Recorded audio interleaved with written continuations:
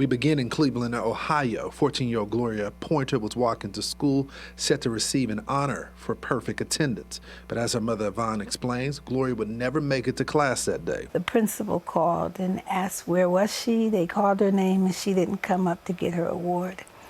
And I said, she's at school. What do you mean where she was? But about an hour after that call, her body was found, beaten to death and raped at the bottom of a stairwell.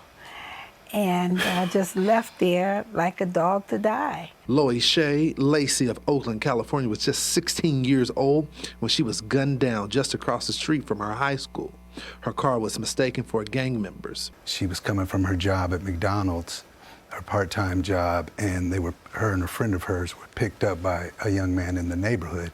What they didn't know, this young man had a dispute before he picked them up, and sometime between the time they picked him up and they stopped near her house, they were followed. 4 assailants went to the front of the vehicle shooting at him. He ducked. She was sitting behind him. And unfortunately, she caught 7 bullets and was killed. In Fairfield, Alabama, Crystal Joy Bennett and her 2 friends were parked at a gas station when they found themselves caught in the middle of a gang shootout.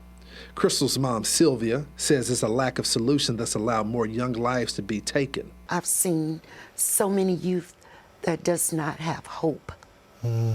If they don't feel like there's hope for their lives, they're not going to respect the life of someone else.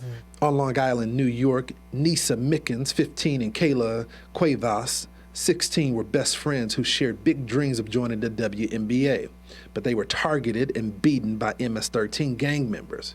We were joined by Nisa's father, Robert. She was killed by the MS-13 the day before her 16th birthday. Nisa was beaten by them. Her body was left in the street. But she was a wonderful person. You know, she, in my opinion, the way I would put it was, she was the daughter that the way I felt every man should have. And in the Bronx, 16-year-old Angeli Yambo was shot near her school just this past April. In the wrong place at the wrong time. Police say Angeli was caught in the crossfire.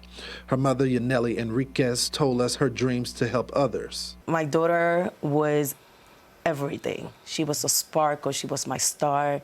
She was full of life. She wanted to be a doctor. She wanted to save lives.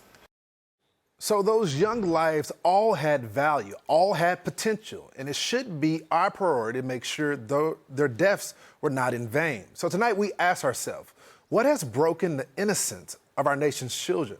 We posed our question to the group. What is going so wrong? Watch. You've all shared your stories with me, all young women. And it seems like they were young when they were killed, but now it seems like young people are taking other young people's life.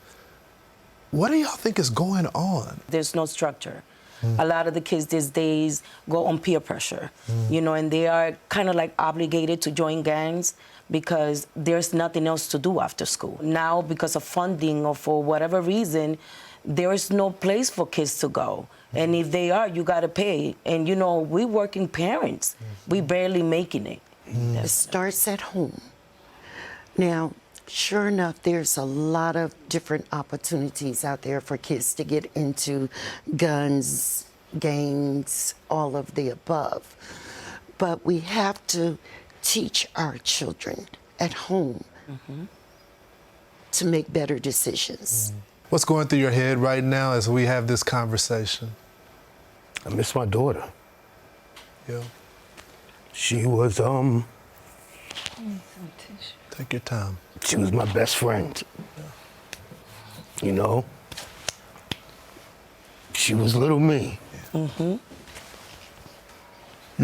And I'll do anything just to have her right here. Yes, yes. We all do. Yes, yes. We all To have her laugh. But me and her playing ball, watching dumb movies, falling asleep.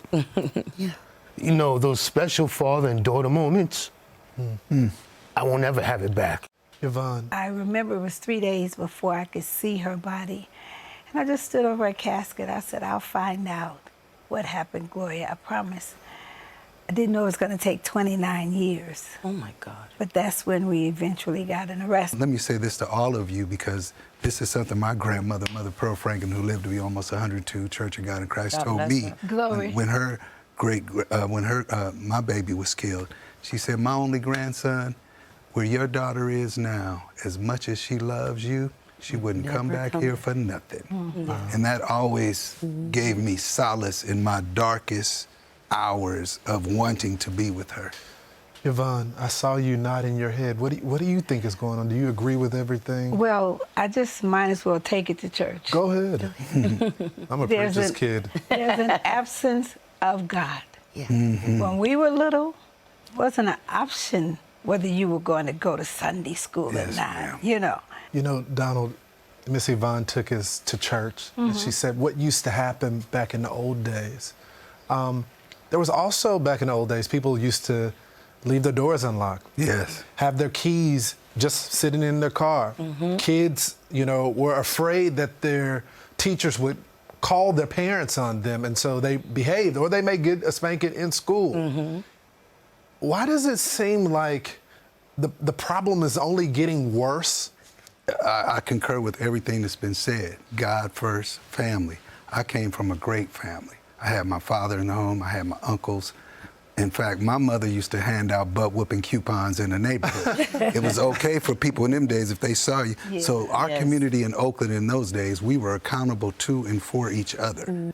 What can our leaders do more of to stop all the crime? It's everywhere. It's shootings, it's robberies, it is carjackings. What can they do more? Well, it starts at home for one. And we got to take things back to basic. We got to, as some people say, crack the whip. We got to get strict. There's no reason for all of our children to be murdered in almost a similar way. Yeah. There's no reason for that. I think we have to put people over politics right now. That's Okay. good. Okay? Everyone wants to say this side of the aisle or the right or the left. It's neither. It's people, it's our children. You guys have been so inspirational. So I have to ask, what would you tell other parents today with this crisis going on? What would you tell them whether their child is the offender or potentially may have struggled with the fact that they just lost their child? What would you say? I mean, for me, I would feel like if parents would interact with their kids, and I mean interact. Now you came from work and you say, hi, how was your day, and keep it moving. You know, like with my daughter, I had connection, communication, and we used to talk about everything. You know, and I understand because I was a working parent myself, and I know sometimes we are tired. Sometimes we have a hard day at our work. But that communication with your kids It matters. is the most important thing. She's talking about the household and the structure there. Are we teaching our children the value of life? Yes and no. Because kids need to learn to appreciate life. And the little simplest way to do it is, of course, taking them to church. But give them a pet that they have to really care for.